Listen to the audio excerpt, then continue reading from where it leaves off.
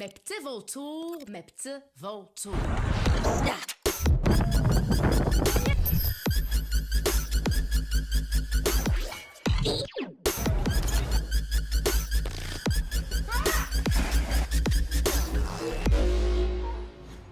Mes petits vautours, c'est parti pour une nouvelle vidéo. On est de retour ensemble. On vous avait promis de faire plus de contenu à deux. C'est chose faite. Alors tout d'abord, je te vois dans mon angle mort.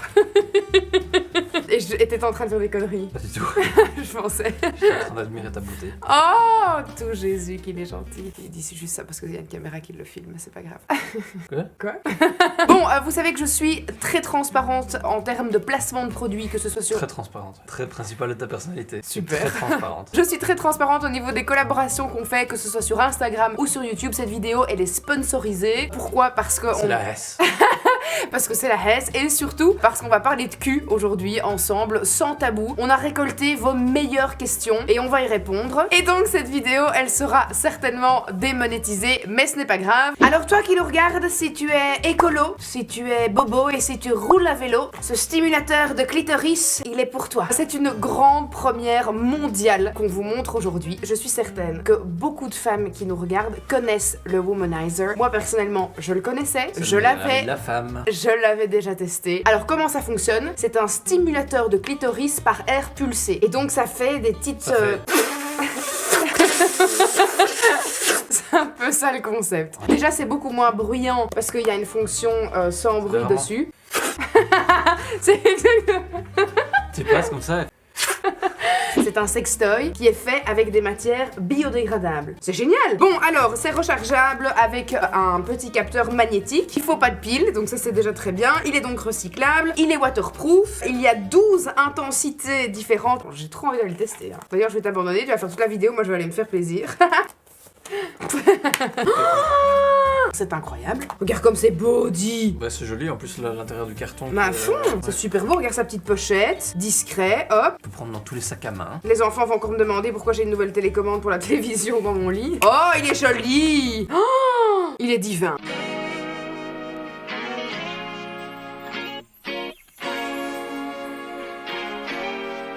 Et alors, tu peux changer, tu vois, cette petite vulve ici que tu as ici. Petit embout à succion. Ce petit embout à succion, eh ben, tu peux le changer selon la forme de ton clitoris, il y en a d'autres, qui s'adaptent vraiment bien. Cet objet est allumé et on ne l'entend pas. Il est allumé là? Ouais, il est allumé, et alors donne-moi ta main. Ah, ça se déclenche uniquement Ouais. quand tu... Donc par exemple, si vous avez quelqu'un qui rentre dans votre... Si vous avez quelqu'un qui rentre dans votre chambre, par exemple, ni vu ni connu. En tout cas, je sais ce que je vais faire tout à l'heure. Allez, c'est parti, on rentre dans le vif du sujet. On vous avait demandé sur Instagram de nous donner des questions liées à l'amour, à la sexualité. Et vous avez été très nombreux et nombreuses à nous répondre. Sans blague! Certaines plus que d'autres. Il y avait des coquines hein, qui nous ont envoyé genre 20 questions, mais alors des trucs vraiment très précis et très liés à notre sexualité. Donc je pense que c'est quelqu'un qui parfois le soir peut-être a des images de nous deux en train de faire des choses. Parce que c'était vraiment des questions, genre j'aimerais bien savoir à tel moment, dans quelle position vous êtes et ce que vous faites. C'était un peu chelou et un peu excitant à la fois. Première question, comment stimuler la libido? Ah, attends, je m'installe du coup parce qu'on rentre dans un sujet croustillant. Comment stimuler la libido? Ben je pense que quand tu es en couple avec quelqu'un depuis un certain temps, tu dois changer un peu tes habitudes. C'est-à-dire essayer des nouvelles choses, faire je sais pas, des petits jeux de rôle, mettre une fois une belle lingerie, utiliser un sextoy. Je pense qu'il faut pas avoir peur de s'écarter un petit peu des sentiers battus. Après je dis pas qu'il faut aller dans un club échangiste, bon peut-être après 35 ans de couple. Pourquoi pas si les gens aiment ça? Pourquoi pas si les gens aiment ça, bien évidemment. Mais je dis pas d'emblée pour stimuler la libido, faut pas faire des trucs non plus hardcore, mais faut pimenter la vie de tous les jours pour que ce soit pas en fait un truc qui devient systématique quoi. Systématique, est-ce que c'est vraiment le terme que tu cherchais? Non. Enfin un truc qui devienne monotone, voilà. C'était ça que je voulais dire. Je plus soyer ton propos. Donc ça veut dire que t'es d'accord avec ce que fait. je dis. Ok, bring on the next question. Avez-vous parfois de longues périodes sans sexe? Définis longue. Bah y a pas, c'est juste ça la question. Je sais. Non. Non, pas du tout. Non. Ce serait clairement totalement impossible pour ma part. Donc nous, non, on n'a jamais eu de période où on... Non, à la limite, plus longtemps, je sais pas. Une semaine Ouais. max. Si t'es pas là ou un truc comme ça, quoi, ouais. Parce que si t'es là, y a pas de raison. Mais t'es où? Pas là. Ah, ça c'est une question qui est revenue à maintes et maintes reprises. Simon, tu te doutes sûrement de cette question. Vous allez avoir un enfant. C'est ça? C'est exactement ça. Alors je te laisse répondre du coup. C'est en construction, c'est en projet, comme notre maison, c'est en projet. C'est exactement ça. C'est-à-dire qu'à l'instant T, ça n'est pas le cas, Non, mais c'est en projet. mais nous essayons. En effet. Voilà. D'après vous, le sexe est-il le ciment de l'amour et d'une relation qui dure? PS, vous êtes trop beaux tous les deux. Merci. Moi, je m'ai dit que j'étais beau. Non, moi je t'ai déjà dit pas la fois que t'étais beau, arrête ton chat. C'est moi qui ai lu la Arrête ton question, c'est toi qui réponds. Alors pour ma part, et ce n'est que mon humble avis, vous le savez, hein, moi je pense que... Humble.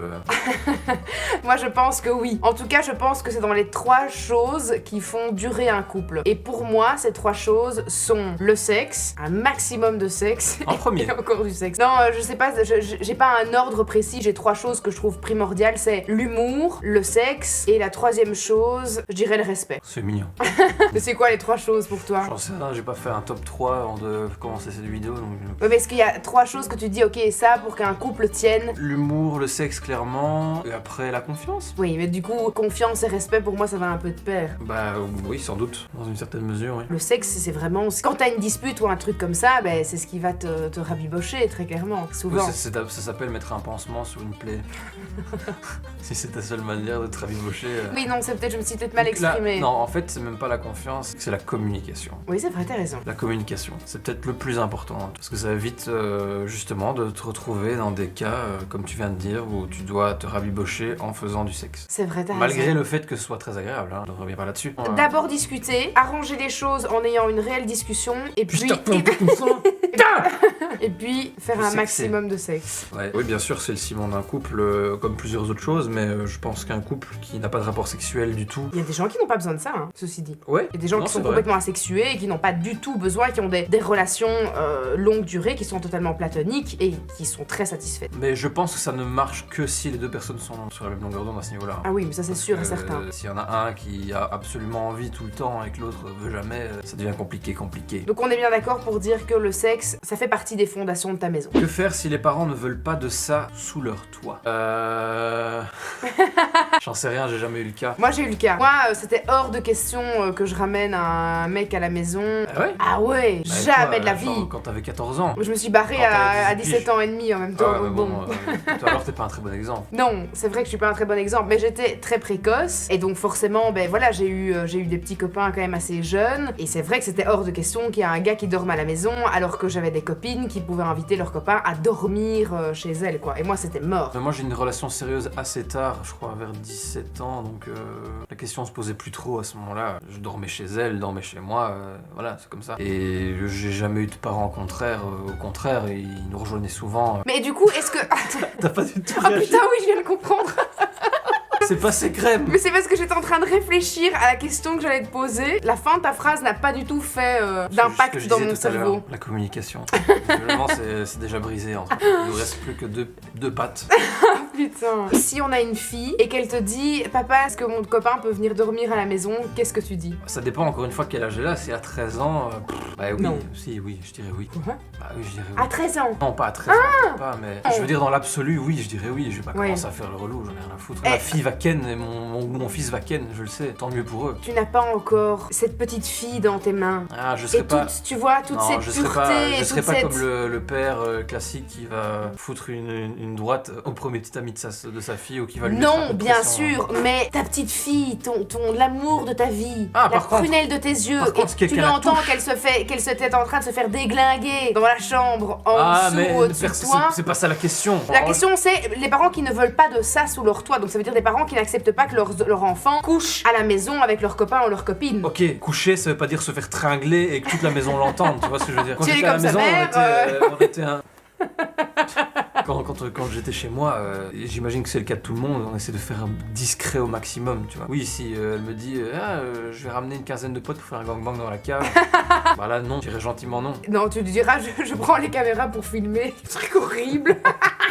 T'as des moyens de faire des OnlyFans, des trucs comme ça. Ah, dégueulasse. Comment découvrir ce qui nous plaît quand c'est notre première relation avec intimité? Impossible. Votre première fois, elle va sans doute être à 80% de chance nulle à chier ou insignifiant, parce que tous les deux, a priori, sont nuls, vu que c'est la première fois. C'est dans les vieilles casseroles qu'on fait les meilleures soupes. En vrai, oui. Vous allez remarquer pour les plus jeunes qu'au plus vous prenez de la maturité et de l'âge, au mieux ce sera, de toute façon. Voilà. Même si vous avez déjà une vie sexuelle trépidante à 18 ans, ce qui est souvent, Elle sera souvent bien le plus cas, incroyable plus elle tard. sera bien plus intéressante plus tard, clairement, parce que Ah on se ouais. connaît mieux. Apprendre à se connaître soi-même, je trouve ça super important, parce que ça va te permettre à, de 1, savoir ce qu'on aime ou ce qu'on n'aime pas, et de 2, pouvoir guider l'autre dans ce qu'on aime ou ce qu'on n'aime pas. Totalement. Je Et pense ça, que la c'est hyper masturbation, important. c'est la clé pour découvrir vraiment ce qu'on aime. Et puis, ne pas avoir peur de tester aussi des choses. Par exemple, si à un certain âge, t'as envie de découvrir ta sexualité avec une personne du même sexe, avec une fille ou peu importe, ben ça Faut faire ses aussi, expériences. faut faire ses expériences et il faut avoir aucun tabou. À partir du moment où tu ne fais du tort à personne d'autre et où, dans le respect de tes valeurs à toi, et pour toi, ce que tu fais est respectueux envers toi-même, ben, y a aucun... et respectueux envers les autres, évidemment, mais il n'y a aucun problème. souci, tu fais absolument ce que tu veux,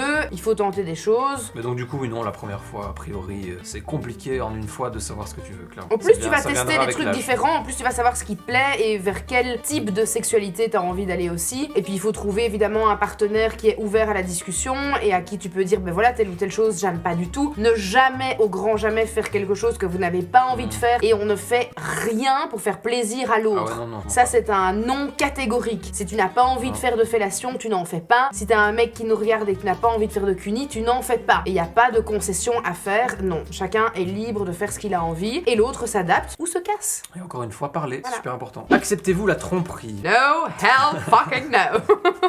En vrai, est-ce que Non. quelqu'un accepte vraiment la tromperie?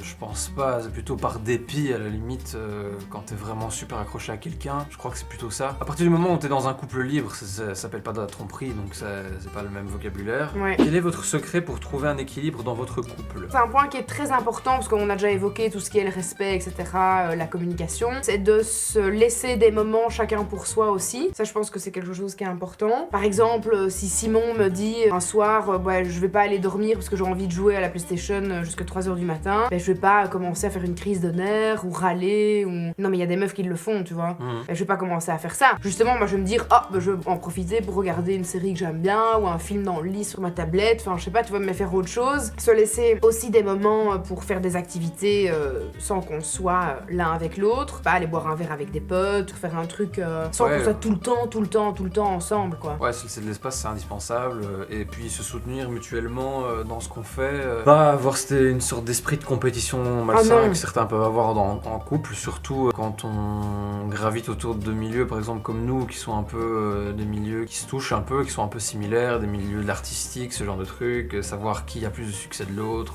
Pour le coup, nous ça va parce que moi j'ai plus un job de l'ombre entre guillemets dans ce que je fais, et toi t'es plus devant. Moi je cherche pas forcément à être devant, ou en tout cas pas pour les mêmes raisons que toi ou dans le même milieu que toi forcément. Donc, mais je pense que ça doit être parfois difficile. Hein. J'ai l'impression, surtout certains mecs aujourd'hui, de voir leur meuf mieux réussir qu'eux. Ah ouais, Je ouais, crois que c'est ouais. encore un souci. Pas mal de mecs dans la société, alors que moi je m'en branle. Tu gagnes bien mieux ta vie que moi, c'est très bien comme ça, je m'en fous, tu vois, je trouve ça super. Mais moi, c'est des questions que je me suis jamais vraiment posées en fait, parce que je suis pas justement du genre à donner de l'espace quand il faut. Enfin, Mais c'est un parce que moment, un t'es truc, quelqu'un de très indépendant aussi et d'assez solitaire et que donc t'as pas besoin de m'avoir non plus à coller à tes baskets H24, Ça, quoi. c'est vrai. Ça, c'est un peu la différence avec toi. Comment? Bah, t'es un petit peu plus dépendante en tout cas, d'être pas être seule. Ah oui. Moi, je m'en branle d'être seule. Moi, ça me va très bien. Ouais, ça ne me dérange pas d'être dans une autre pièce. Je dis pas que je dois être collée non plus. Oui, ok, non, c'est pas ça que je veux dire, c'est d'être seule.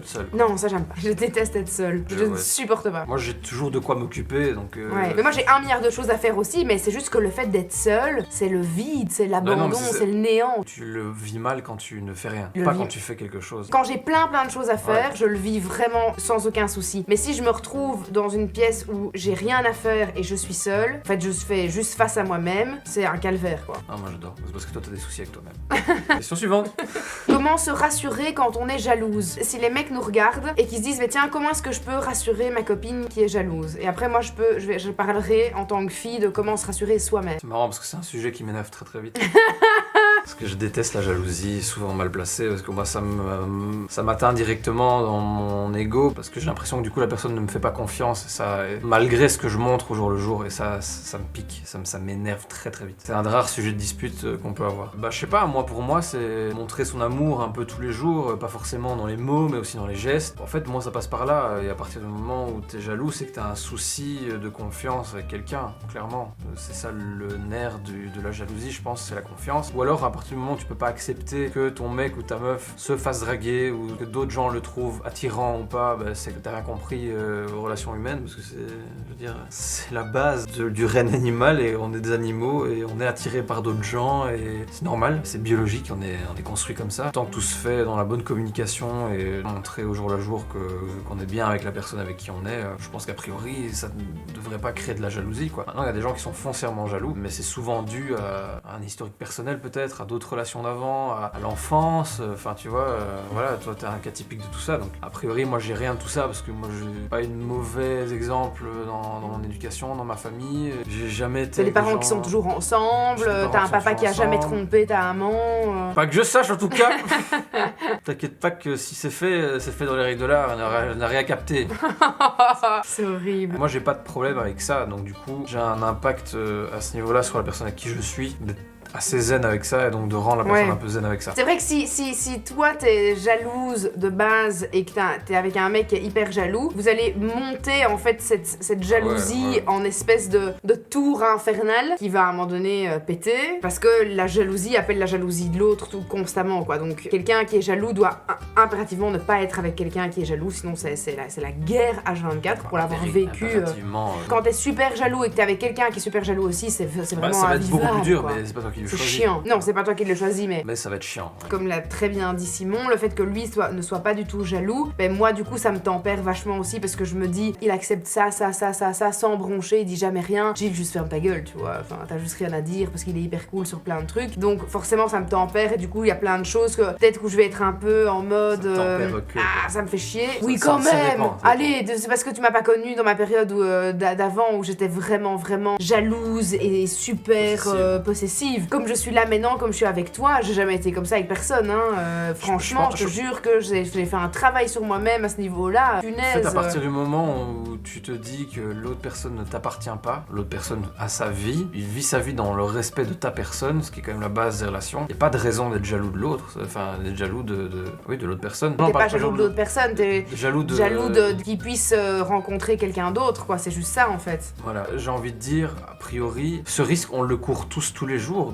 que dans notre couple on rencontre un jour une autre personne qui va encore mieux nous convenir. C'est logique, tu vois. C'est logique de se dire, il y a peut-être un moment où dans ta vie tu vas recroiser quelqu'un avec qui tu auras de nouveaux atomes crochus, et voilà. Mais à partir du moment où tu sais ça, et à partir du moment où t'es à l'aise avec l'idée qu'en général, voilà, c'est comme ça, et que la vie peut être faite ainsi, bah, quand même vachement plus serein dans ta vie, quoi. Même si t'es hyper jalouse et que tu dis et que tu fais des scènes incroyables à ton gars ou inversement, et que tu lui dis ça tu peux pas faire, tu vas pas faire tel et tel truc avec telle et telle copine ou machin, trust me, si tu veux le faire, tu le fais. Bah bien sûr, c'est comme un enfant, tu lui dis de pas faire ça, il va le faire, et puis même ça pourrit la relation en fait. Oui, et puis de toute façon, si t'as envie de tromper ton copain ou si t'as envie de tromper ta copine, c'est pas parce que l'autre te dit de pas le faire, tu ne vas pas le faire. Si tu veux le faire, tu le feras. Finalement, est-ce que ça vaut la peine de se gâcher la vie à être jalouse, se faire des ulcères, et à se faire des ulcères, de se bouffer la caisse H24 pour quelque chose au final tu ne sais pas le contrôler. Sauf si tu l'enfermes dans une chambre à clé et que tu lui files à bouffer par une trappe, quoi. À ce moment-là, c'est passible de prison. Est-ce que Simon et toi, vous prenez plus de plaisir avec des jouets ou vous préférez faire l'amour sans? On ne fait jamais de trucs avec des sextoys. Non, on a déjà essayé, mais c'est chiant. Essayé, mais ouais. On se satisfait bien amplement avec nos le truc, corps c'est qu'à mutuels. partir du moment où tu connais bien l'autre, tu connais bien le corps de l'autre, etc., tu sais ce qui lui fait plaisir ou pas, et donc du coup, t'es plus efficace qu'un jouet a priori. Après, c'est chouette, comme je le disais, pour pimenter, et tu vois, nous on a déjà testé des trucs et c'est marrant, tu vois. C'est juste... je pense que par exemple, parce que bon, je pense que de manière générale, il y a quand même beaucoup plus de sextoys qui ont été faites pour des filles que pour les hommes, donc il y a quand même vachement plus de choix pour les meufs. Je pense que par exemple, des trucs qui permettent, je sais pas moi, que ce soit des capotes avec des trucs un peu... nervurés ou des trucs comme ça pourra peut-être apporter plus de plaisir, ou j'en sais rien, ou je sais qu'il y a des anneaux à mettre autour de sa tub. Un anneau vibrant. Ah non, mais un anneau, mais un anneau aussi avec genre... Qui vibre sur le clito. Avec des mini picots, c'est pas picots, on s'entend bien, hein, c'est des trucs en latex. Pourquoi pas, tu vois. Même un truc pour masturber l'autre. Why not? Mais, il y a des Mais trucs, nous, on n'est ouais. pas spécialement branchés là-dessus, quoi. Est-ce que Simon a tout de suite été accepté par tout ton entourage? Oui, sans problème. Ma mère a tout de suite adoré Simon, mais Simon a quelque chose avec les femmes plus âgées, hein, très clairement, voilà. C'est vrai que j'ai toujours eu mon succès chez les mamans et chez les mamies. Voilà, écoute, c'était un homme à MILF, il s'est chopé une MILF, et voilà. T'as une très haute estime de toi, d'appeler MILF. J'adore ce terme. Comment faire pour ne pas avoir mal lors de la première sodomie? La relaxation, dilatation. Pourquoi cette voix de l'enfer? Pour- Un petit peu de vaseline? Oui, de toute façon, du Lubrifiant. lubrifiant. Le lubrifiant est impératif. Si vous avez des craintes, je vous conseille vivement de faire un petit lavement avant, histoire que vous soyez dans votre tête décontracté. Il peut arriver qu'un petit accident se produise lors d'une sodomie. Parce qu'il faut expliquer la sensation que ça fait. Au départ de la sodomie, t'as vraiment cette impression qu'on essaie de te metêtre un corps étranger dans le trou de balle. Comme un Comme un suppositoire. Tu vois, t'as ton sphincter qui repousse, qui dit non, qu'est-ce que tu fais? Ce trou n'est pas fait pour ça. Sors de là, sors de là. Fermez les écoutilles. Et donc, tu dois un peu lutter contre ce réflexe finalement de ton corps qui te dit hé là, c'est le mauvais trou. Et une fois que t'as passé ce cap-là, ça peut commencer à devenir très intéressant. Et ensuite, ça devient fabuleux. Avez-vous déjà fait ensemble des pratiques sexuelles que vous n'aviez jamais pratiquées? Moi, j'ai fait un truc avec toi que j'avais jamais fait avant. Et pourtant, je sais que je suis quand même pas une novice. De pratique? Pas d'une pratique, mais quand on l'a fait dans les toilettes du bar. Ah, dans un lieu différent alors. Ça, j'avais jamais fait. J'avais jamais fait de lieu public. Et donc, du coup, j'étais un peu stressée. C'était bien bourré aussi. C'est comme ça que j'ai accepté d'ailleurs. Moi je sais, toi. Si, un petit doigt dans l'anus, un petit toucher rectal. T'étais pas fan, C'est hein. pas mon truc, non. Là, j'ai senti le corps étranger. Parce qu'en fait j'avais vu tout un truc qui disait que oui, allait stimuler la prostate. Et donc Bah. je t'ai dit allez vas-y, on teste, on s'en fout. Paraît-il que chez Ouais, certains hommes, mais c'est t'étais pas incroyable. super fan. Ah, moi je détestais la sensation. Enfin, détestais la sensation. C'était pas fou et il y a aucun moment où j'ai trouvé que c'était. Où j'ai trouvé du plaisir là-dedans donc. Par contre, un truc que t'as testé avec moi, que t'avais pas spécialement fait avant, enfin il me semble, c'est que t'étais pas très branché sur des trucs un peu hardcore. Prendre les Ouais. cheveux, petit étranglement, petite claque sur le cul. Petite prise. T'étais pas très branché là-dessus. Bah, c'est pas que j'étais pas branché. Moi, on va pas forcément se le là-dessus. cacher, j'ai ma petite tendance un peu psycho au lit. J'exagère, mais non, j'aime bien quand c'est un peu rough. J'ai jamais eu de partenaire qui mettait ça en avant forcément. Moi de moi-même, c'est vrai que j'ai jamais vraiment. Là-dessus, j'ai dû un petit peu te pousser, quoi. Parce qu'au départ, t'étais quand même un peu genre. Ouais, bah, c'est parce que c'est pas ce dont j'avais l'habitude en fait. Mhm. Une petite clé de bras ou un truc, une petite aile de poulet bien passée, J'imagine la ça scène. peut apporter son petit truc quoi, son petit piment. Putain, les gens vont se dire qu'on fait du catch là, du jiu-jitsu brésilien. Comment vous arrivez à le faire incognito avec les 3 enfants? Eh bien c'est très simple, il suffit d'attendre qu'ils dorment. Voilà. Un enfant dort toujours très profondément et donc... À partir d'une certaine heure, je peux vous garantir qu'ils n'entendent plus rien. Ou alors, ils l'entendent, ils seront traumatisés à vie.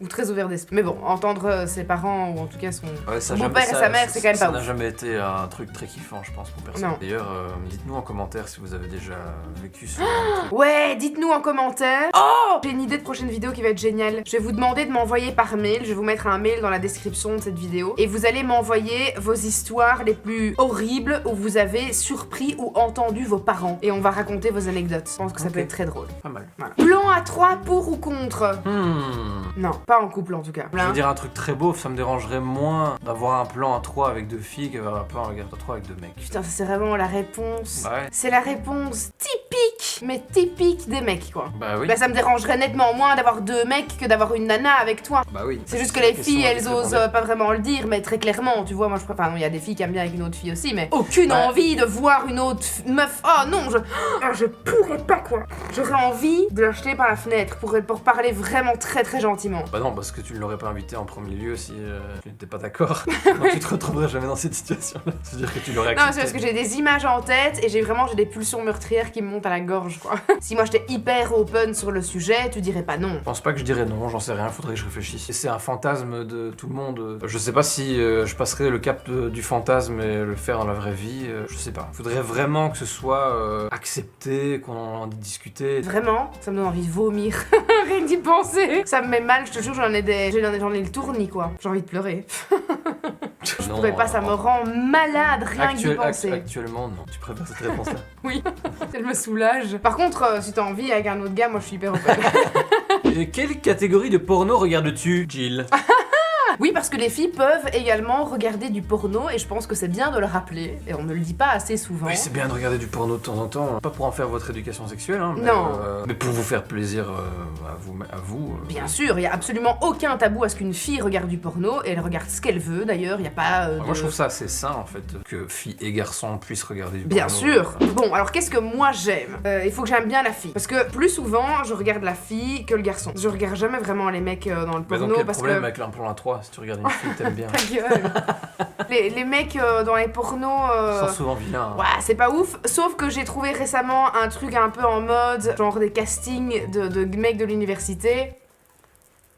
C'était plus sympa. Parce que d'habitude, c'est toujours des filles plus jeunes, avec des vieux, mecs sont pas ouf, hein. avec des vieux mecs dégueulasses, Les mecs quoi. sont souvent pas Et ouf. donc moi, je me focalise à mort sur la fille parce que le gars, il me dégoûte. Donc je mate pas le mec. la fille doit être bien. La fille doit À être ton bien. goût, à ton goût. À mon goût, si le mec doit être quand même relativement jeune parce que je suis pas branchée vraiment sur des mecs plus âgés, donc non. Et j'aime bien quand il y a du monde. Je m'explique. J'aime bien regarder, par exemple, des scènes de gangbang parce que Il y a j'aime. plusieurs trucs qui se passent. Parce à qu'il gauche, se à droite. passe plein de choses et que du coup il y a plein de trucs à voir. Alors j'ai pas du tout envie de participer à ce genre de choses, je ne m'y vois absolument pas. Une petite boucaque. Mais visuellement, j'aime bien voir plein de trucs en même temps. Je me dis, ah là c'est sympa, ah là c'est sympa. Et y a rien qui est monotone, ça bouge quoi, ça swing. C'est pour ça que ça s'appelle une swing party. Mais ils sont tous comme ça dans le coin. Et donc ça j'aime bien, avoir plein de choses visuelles à... Ok. Et toi? Ça dépend majoritairement des acteurs, clairement. Mais moi, c'est pas tant des situations, c'est plutôt des positions en fait qui me plaisent plus que d'autres. Limite, je pourrais regarder une vidéo avec des gens qui me plaisent pas trop physiquement si la position ou l'endroit ou le moment me parle, tu vois. Je trouve qu'il y a des trucs qui sont même visuellement beaux. Mais en général, c'est pas les plus excitants, les trucs visuellement beaux. Parce que c'est très léché, c'est très cinéma et c'est pas super excitant. Amateur, ça me va très bien. Dernière question pour cette vidéo, est-ce que vous vous embrouillez souvent? Non. Non, pas souvent. C'est très rare. Bon, on l'a dit un peu plus tôt, les seules fois où on s'est un peu embrouillé, c'était pour des trucs, des bêtes trucs de jalousie. C'est-à-dire, Jill, vas-y. Non, je n'expliquerai pas, face caméra. En tout cas, ça viendra jamais de moi. J'embrouille jamais Jill. C'est Jill qui Non, m'embrouille. c'est vrai. C'est vrai que tu m'embrouilles jamais. En 2 ans et demi, tu ne m'as jamais embrouillé. Ça n'est jamais arrivé. S'il y a eu une dispute, c'était toujours à Bah, cause c'est de parce moi. que je n'ai jamais jugé que t'avais fait un truc qui méritait de s'embrouiller. Ce qui est quand même bien alors, du coup. En 2 ans et demi, je ne t'ai jamais poussé. Mais ça m'empêche pas Pour que tu te fâches sur m'énerver moi. sur toi, par contre. Je vais t'énerver sur moi à quel niveau? Quand tu commences à m'embrouiller. Ah oui, d'accord, mais je veux dire que tu n'es jamais arrivé vers moi en me Non. disant ça, t'as fait ça me fait chier ou... Peace Voilà. and love. Bon, bien écoutez, je pense qu'on vous a tout dit, on vous a livré nos secrets les plus croustillants. J'espère en tout cas que cette vidéo vous a plu. N'hésitez pas à vous abonner si ce n'est pas encore fait, lâchez un pouce bleu et puis racontez-nous vous aussi vos petites anecdotes croustillantes. Et n'oubliez pas d'aller voir dans la description de cette vidéo, vous retrouverez le lien pour aller choper ce sextoy écologique absolument incroyable de Womanizer. Et puis aussi pour avoir le mail et pour nous envoyer vos pires anecdotes de quand vous avez grillé vos parents. Ouais. Ça, on a faites-vous envie de plaisir. savoir. À la prochaine. Ciao.